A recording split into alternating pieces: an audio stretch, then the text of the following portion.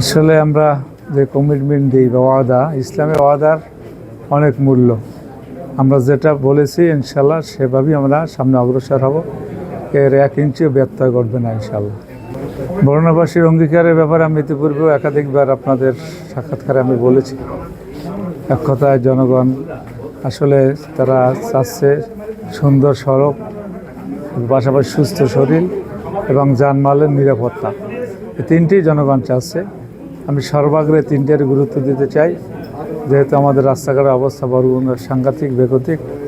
এরপরে সুচিকিৎসার ব্যবস্থা নেই এবং এখনও অসংখ্য অগণিত আপনার নির্হারা এবং রাস্তাঘাটে তারা মানবতার জীবনযাপন করছে, তাদের ব্যাপারে ব্যবস্থা গ্রহণ করা ইনশাল্লাহ আমার নিয়ত আছে, বাকি আল্লাহ পাকের ইচ্ছা। আমাদের খাস করে তালতলি এলাকাটা তো জায়গায় পর্যটন কেন্দ্র যদি আসলে গড়ে তোলা যায়, তাহলে আমি মনে করি কুয়াকাটার চেয়ে এটা একটা দৃষ্টিনন্দন এলাকায় পরিণত হবে। আর সে ব্যাপারে আমার ইনশাআল্লাহ খেয়াল আছে। আমার চেষ্টা মোটেও কমতিতে হবে না যে তালতলিকে আমরা একটা পর্যটন কেন্দ্র হিসেবে আমি গড়ে তুলব।